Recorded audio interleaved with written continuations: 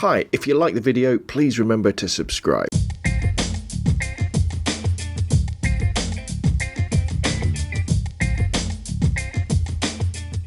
Hi, in today's beginner's guide, I'm going to be talking about something that can transform the way you use your camera, and for lots of photographers it has been almost, you can almost say it's like a pivotal point in changing their technique and sometimes improving their technique an awful lot, and that is back button focus, or BBF as it's commonly referred to in the forums on websites and in magazines.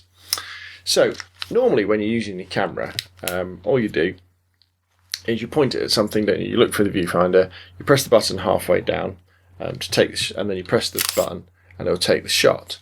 And what's happening is, as you're pressing the button halfway down, the camera is focusing. There we go, so it focuses, and it also locks the exposure depending on which metering mode you're in, and then when you press the button all the way down, it takes the picture. But if you've ever been in a situation where you're tracking a subject, say there's a car going along, right, at a racetrack, and it's a fairly same distance from you, it's just going side to side, and you focus on it, but then you recompose because you want the car in the corner, and then you take the picture. But then the problem is that when you press the shutter button halfway down again to take the next picture, the camera tries to focus again. But you're not pointed at the car because it's in the corner and it's away from one of the AF points. So you've then got to move, you've got to focus and recompose. And you constantly focus and recomposing. Or maybe you're doing a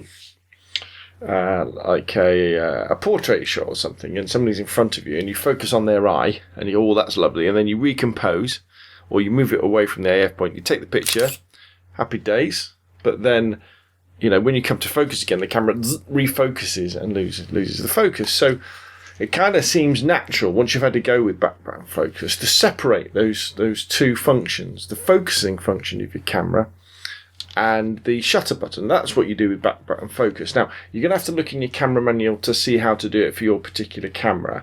But with most Canons, you go into the custom functions and you go into what controls the AF button and then what controls the exposure lock button on the back. And then one of the functions is you can then set that so that the button on the back of the camera, that's what controls the focusing. Let me just sorry. So yeah, so you can set it up so that the button on the back of your camera, where your thumb kind of naturally is, when you press that, the camera focuses. See, look, I'm not pressing the shutter button, but my lens is focusing, if it can. And then the top button on your camera, just the shutter button, that's just controlling firing the shutter. So we separated them. So if we're in that situation where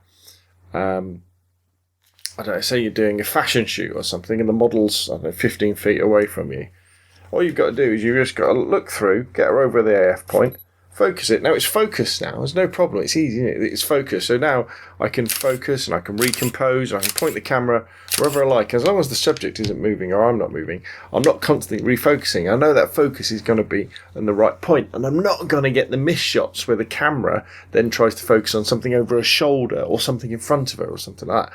Really, really, really powerful tool. Say you're doing like a landscape shot and I don't know, there was a building over on the side. That's your main subject. You want to get that in focus. Well, the building's not going to move. You're not going to move, are you? So all you need to set it up once, and then you can muck around with your composition, and your focusing doesn't need to change.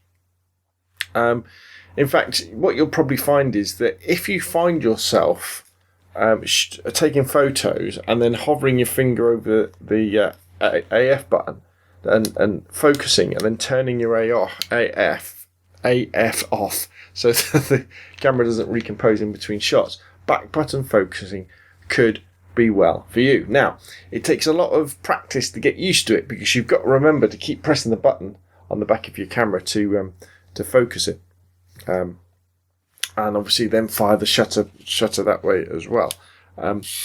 But I mean, I tried it, and I probably used back button focusing for about a month, and yeah, it was great. And I think There's very few downsides to back button focusing. The main one is that if you hand your camera to somebody else, they wouldn't have a clue how to use it. That might be a good thing though. But to be honest, after a couple of months, I went back to shooting normally because that's kind of what suits my style. But if you do a lot of sports or wildlife photography, or just like I say, you find yourself aiming your camera, focusing on something, and then flicking the autofocus off because you don't want to refocus, back button focusing could well be for you. And I think it's important, even if you don't think you're going to take advantage of back button focusing and using it, learn how it works, learn how to put it on your camera, because there may well be a situation in the future when you need to use it or you want to use it, and at least if you do know how to use it, it's another string to your bow. It's another tool in your photographer's toolbox. Right, well, my name's Rob from robnonphoto.com. Remember, you can email me. If you like the videos, please subscribe. Please put comments down below. That's enough from me, and hopefully I'll see you again soon.